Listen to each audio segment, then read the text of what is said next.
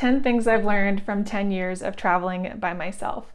I'm Kristen, and I started traveling when I was 26 years old. I quit my corporate job, I bought a one-way ticket to Bangkok, and although I had some travel experience prior to then, that's really what jump-started the last 10 years, where I've been to over 60 countries on every continent except for Antarctica by myself. I have camped, hitchhiked, solo traveled on every single one of them, and I've learned a lot about myself, the world, and humanity over that time.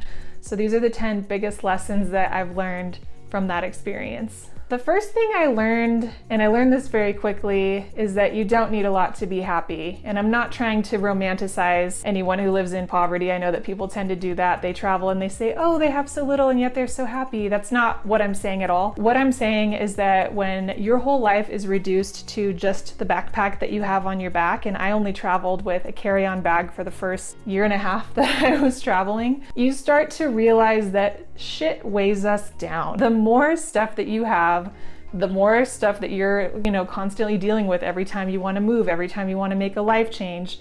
And I think that's how a lot of people have kind of gone towards the tiny home or the van life movement, because you start to realize that things are not what is going to be gratifying. Things are not what's going to make you feel like a happier person. It's going to be the decision that you make every single day when you wake up to be happy. And for me, what helped that along was having new and novel experiences. It stimulates your brain. It actually does release dopamine when you're exposed to newness. So for me, traveling, especially by myself, meeting new people, getting to be totally selfish, which was beautiful, allowed me the opportunity to say, you know what, buying stuff, not actually what helps me feel happy. Experiences absolutely make me happy. So I have traveling to thank for that realization. The second thing I learned is that things are always in a state of change. There's so many places that I went to that I loved so much, and then you wonder if you can really go back to a place because they change over time. People find out about them.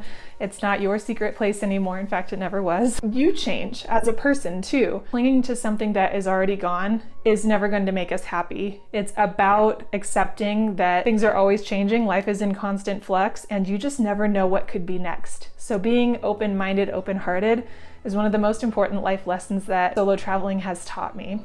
It's also taught me that, number 3, people are mostly good. I am guilty lately, especially, of just being like, oh my gosh, I hate everyone, because social media can be a really negative place. A lot of people are just kind of spewing whatever they're feeling in the moment, and you don't really get a sense of a person just from the comments that they're leaving online. And I think we've all been so shut away from other people for so long that it's just been very isolating. The beautiful thing though is that people show up at the 11th hour. There have been a lot of times where I was like, this is it. This is not good. This is finally going to be the time when I have a complete catastrophe while traveling alone. And someone has always shown up to help. When I was in Mozambique years ago, we were all sitting around a campfire saying what we were thankful for because it was American Thanksgiving on that day. And my friend Casper said the same thing. He said that people always show up at the 11th hour and that he was thankful to humanity because people were mostly good. And I just felt like he was speaking from my own heart when he said that. And it was beautiful to know that other travelers have experienced that as well. That brings me to my next point, which is the hardest moments actually end up becoming the best memories. I've been in a situation where I was just like, this is bad. I'm just so fucking over it. I wish I hadn't done it. And then I pull through, I learn who I am in the process, I learn what I'm capable of, I become so empowered, my self-efficacy goes up so much. It's actually when things have gone wrong when I've been traveling alone that I have built the most character. It can be anything from a major travel interruption to something important gets stolen or lost. Who knows? All kinds of things come up when you're traveling. And when you're by yourself, you're the one who's going to fix it and figure out how to make it better. The good thing about all of this is that's what makes solo traveling so magical, because you and you alone fix it, and that is so empowering. Number 5, we have to consider our impact. There's a lot of ways that people travel these days that are really not good for the planet, for the communities where they're going. I do encourage people to think twice about staying at an all-inclusive. I encourage people to think twice about going to places that are already really, really over-touristed. I think the most important thing we can do is eco-travel, spend our money locally. Try to stay in places that are locally owned. Take public transportation whenever you possibly can. Eat the local food that is grown there, made by local people. If there's an opportunity to stay at an eco resort or a place that's truly green that is run by locals, that is like the best thing that you can do for the people.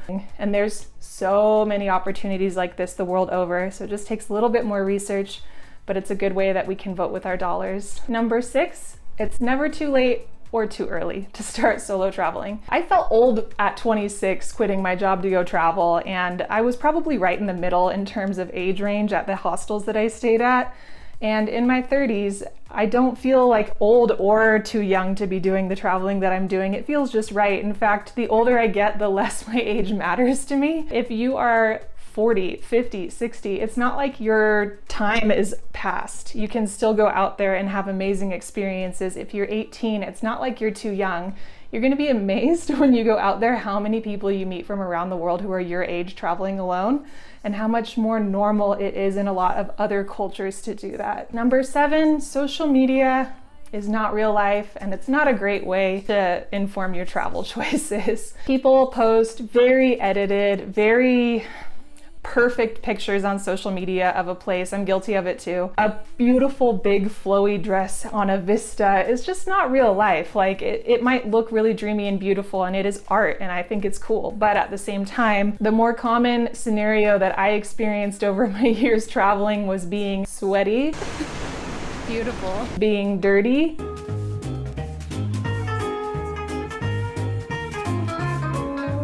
and loving every minute of it. Don't expect or require perfection out of your trip. Being in the moment is a beautiful and wonderful thing. That said, number 8, there is no right or wrong way to travel. It is so not a competitive sport, so never let anyone make you feel bad about the choices that you've made.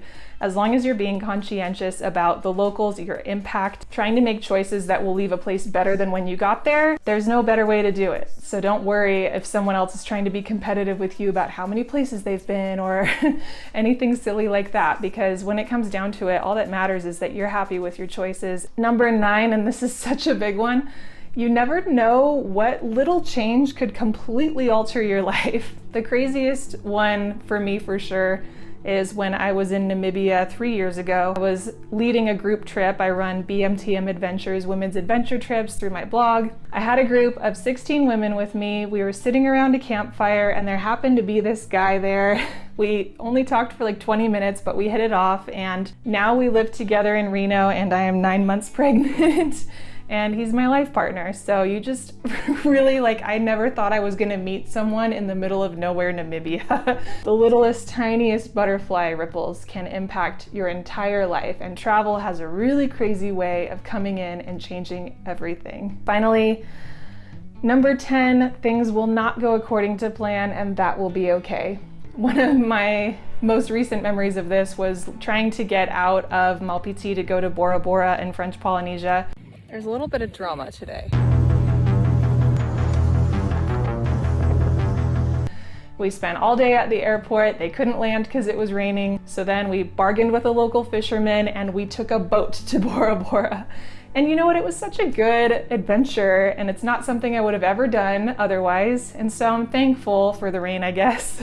And you know, all of these points are really related in the end, because what it comes down to is solo traveling is empowering. You learn a lot about yourself. There's almost nothing else you can do that's going to build your self-confidence as much. So get out there, have an amazing time. I have tons of resources on this channel for solo travelers, whether it's your first time or your 50th time.